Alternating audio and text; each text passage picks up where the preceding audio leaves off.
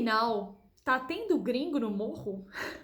Gente, o vídeo de hoje ele é sobre um documentário que eu assisti recentemente, que se chama Tem Gringo no Morro. Esse é um documentário curto, de mais ou menos meia hora, então é muito rápido de você conseguir assistir. Basicamente, o tamanho de um vídeo no YouTube, por exemplo.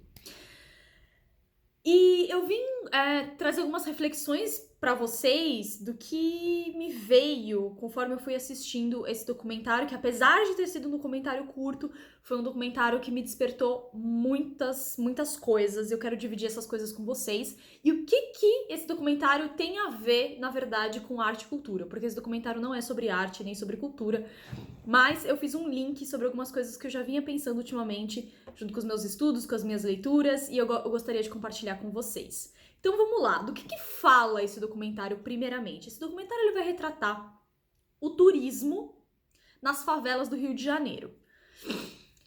E aí você consegue perceber a lógica perversa desse turismo, né? Porque por que ele surge, na verdade, né? Tem uma demanda mercadológica em cima disso, tem alguma demanda que faz gerar essa economia desse turismo que é voltado para regiões mais pobres aqui do Brasil, no caso as favelas, mas eu sei também que isso acontece em outras partes do mundo, né?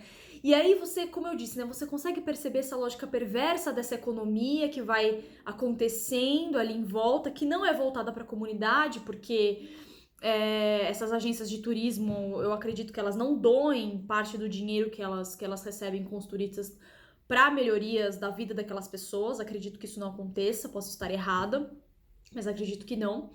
E aí você tem muitas coisas, né, que a gente pode pensar, por exemplo, numa questão que é muito interessante, que aí remete, por exemplo, a um ponto sobre cultura, que aí o vídeo vai começar a partir de agora, na verdade, que é um ponto só pra gente pensar esse olhar sobre o outro, né? O que atrai essas pessoas a saírem dos seus países de origem, irem para um outro país e querer ver o verdadeiro Brasil? Primeiro que assim, antes de falar sobre cultura, sobre arte, sobre, enfim, o que eu pensei para esse vídeo, primeiro algo que me angustia muito, né? O verdadeiro Brasil. As favelas brasileiras, elas não são o verdadeiro Brasil. Pobreza ou a explicitação da pobreza visual nas grandes cidades urbanas, né? Quando a gente vê uma favela, isso não é o verdadeiro Brasil. O verdadeiro Brasil é muitas coisas. O Brasil é muitas coisas e dentro do Brasil existem muitas realidades. O Brasil é um país continental. E mesmo se você for para um país pequeno, você consegue ver diferença sim entre as diversas regiões. Mas o Brasil, por ser esse país muito continental, é muito diferente. Não é só a favela, ela é um sintoma de uma realidade. Mas ela não é uma realidade em si, fechada em si mesmo, né? Ela se conecta com a cidade, ela faz parte da cidade, você tem uma lógica interna da própria favela também, sim. Mas a favela mesmo não é a única realidade do Brasil e não é a realidade verdadeira do Brasil, porque pobreza não é realidade de nada, ela é um sintoma de uma determinada lógica social que existe aqui no Brasil. Mas o Brasil, como eu disse, tem muitas realidades. Você tem o litoral, você tem as grandes cidades, você tem os lugares ricos de classe média, você tem as favelas também, você tem o interior do Brasil, você tem a floresta amazônica, você tem um monte de realidade dentro desse país. O Brasil é muito complexo e cheio de realidades. Então acho que essa é a primeira angústia que eu gostaria de compartilhar com vocês, assim, quando eu vi esse vídeo. Mas aí vamos falar sobre a questão da cultura. Por que eu falo sobre essa questão do colonialismo, desse olhar sobre o outro, né? Porque existe essa curiosidade sádica de ver pessoas em uma situação menos privilegiada que você, por exemplo, e aí visitar o local onde essas pessoas moram.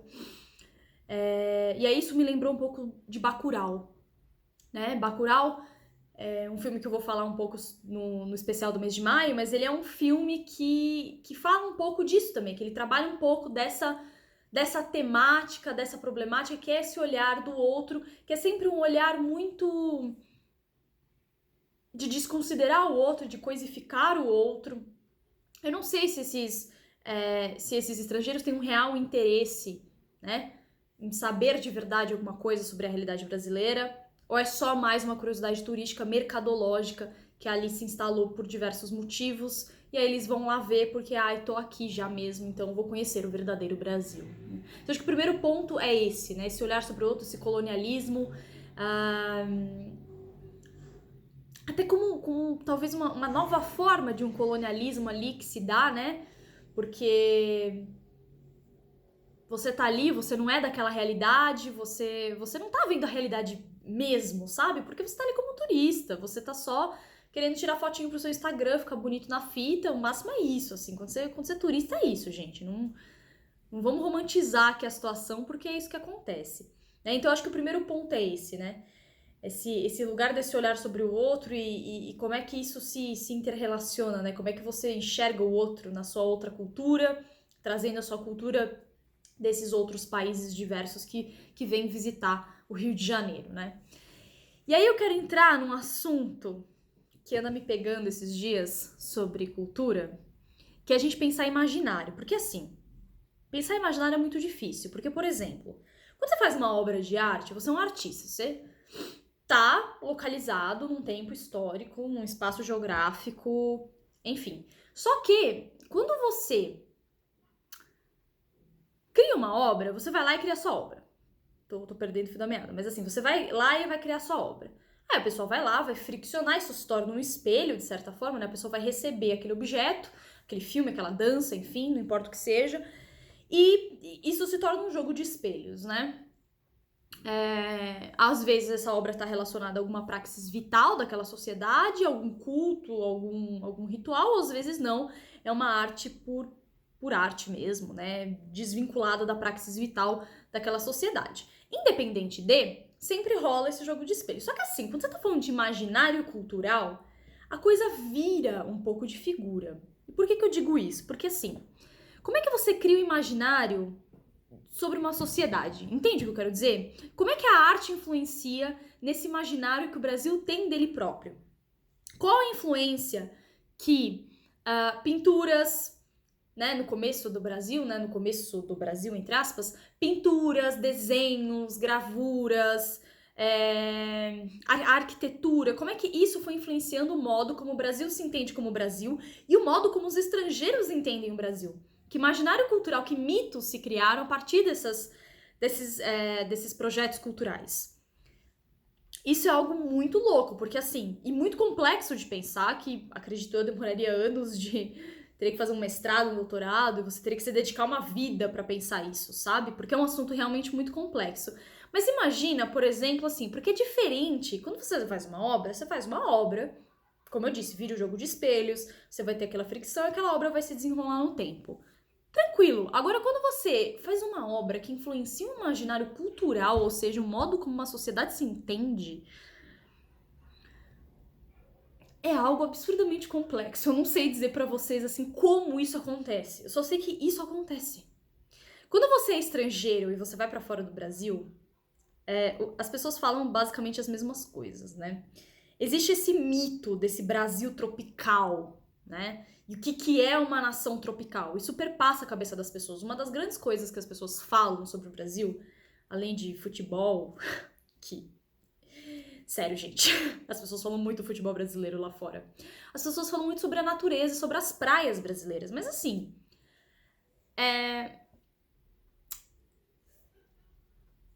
natureza e praia não é mérito do Brasil. O Brasil tem muita natureza, uma natureza correspondente à sua localização geográfica, ao seu clima. Não sou geógrafa, mas enfim. Você tem as suas praias pela costa, a oeste, né? Mas assim, natureza e praia, não, como eu disse, não é mérito do Brasil. Existe natureza, existe praia no mundo inteiro. Por que as pessoas lembram especificamente disso? E aí você começa a olhar para a arte brasileira, você começa a pensar nesses estereótipos que existem e que se criam desse país chamado Brasil, sabe?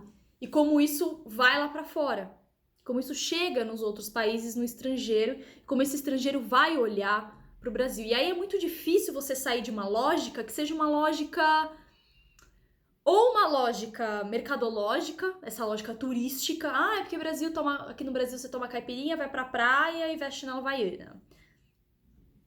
Ou uma lógica estereotipada, né? Porque o Brasil tropical, porque a morena, né? Aquela coisa meio pegando uma coisa meio racial, assim. E aí, quando você olha a história da arte, gente, é muito louco, assim. Você tem, por exemplo, no século XIX, alguns fotógrafos que eles pegaram fotografias, né? Eles pegavam fotografias e eles, por exemplo, eu quero mandar uma foto pra Europa.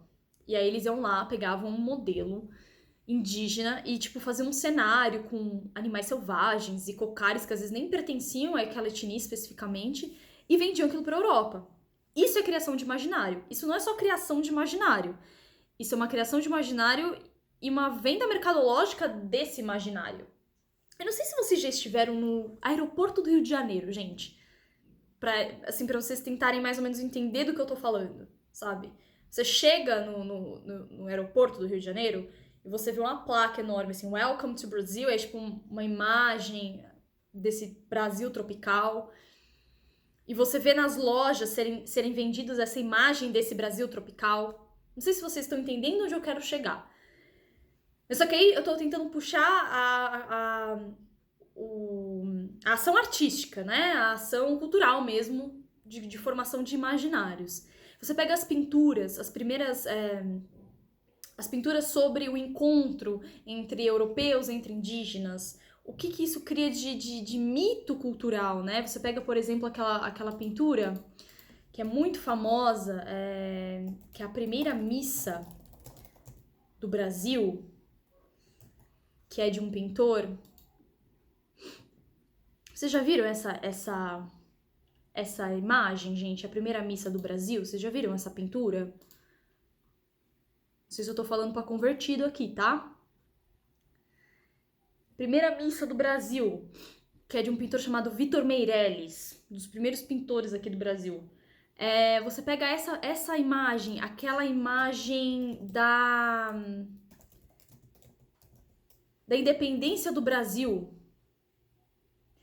Como é que essas imagens, elas mudam a nossa percepção do real, entende? E aí você cria um imaginário cultural e você vai criando esses estereótipos, esses mitos em cima daquele país, daquela população, que é muito difícil você tirar aquilo, sabe?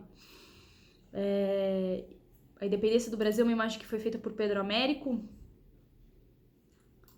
né, que é a Independência ou Morte. Acho que alguém já deve ter visto essas imagens em algum livro de história aí do ensino médio, do ensino fundamental. Entendem onde eu quero chegar? E aí, por exemplo, você tem os filmes de favela. Os filmes que retratam violência. Não que a violência não exista aqui no Brasil, né? Mas assim, sabe? O que isso cria? Pensa o contrário, por exemplo. O que a gente entende de Estados Unidos quando a gente vê filme dos Estados Unidos? Que imaginário cultural se criou dos Estados Unidos porque a gente consome... E aqui eu tô usando a palavra consumir porque realmente é essa lógica, né, de consumo a partir da indústria cultural. Como é que a gente vê esse país? O Brasil se dá a mesma coisa.